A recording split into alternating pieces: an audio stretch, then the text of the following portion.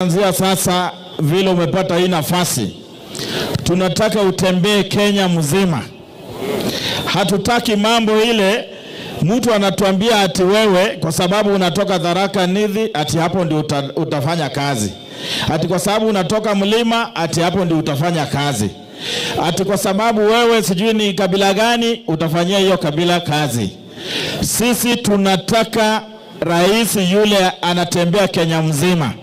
Sisi tunataka naibu wa rais yule anatembea Kenya mzima. Sisi ni wabunge na tunatembea Kenya mzima. Kwa hivyo kama ni naibu rais ama rais, na ndio maana nataka niwaambie hapa mbele watu wa Kisii. Wa Kisii na Wakuria unajua ni jamii moja. Na sisi Wakuria tukiamua tunaamua kura yetu tunaweka kwa pamoja. Na wa Kisii nataka niwape ushauri. Msidanganywe na mtu moja anawaambia ati yeye atasimama hapa ati ashinde kura rais. Hiyo ni uongo ya mchana.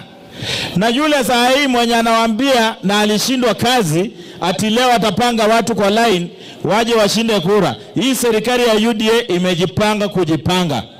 Kama walijikusanya mpaka na rais mstaafu wakawa sijui na nani na wakashindwa, mtu akiwa kwa kiti kubwa, na leo anakuja kukuambia ati anaweza tafuta rais, hata mimi nikisimama na yeye mimi nitamshinda. Hiyo nahakikisha. Asanteni sana, mbarikiwe. Kwa hivyo watu wasiwadanganye hapa. Na mimi nataka kuambia huyu Jafo tuko naye hapa amejipanga kwa sawa sawa. Simulisikia leader of majority alisema hata 2032 kuanzia huko anaweza tafuta kiti kubwa. Basi mshikilie huyu rafiki yetu. Asanteni sana, mbarikiwe. Mkarabati. Na mimi niko na hapa na pesa. Kwa sababu nimekupea nafasi peke yako. Basi uko na sababu. Asante. Kwa sababu wewe ni senior nimekupea nafasi kidogo. Ametuletea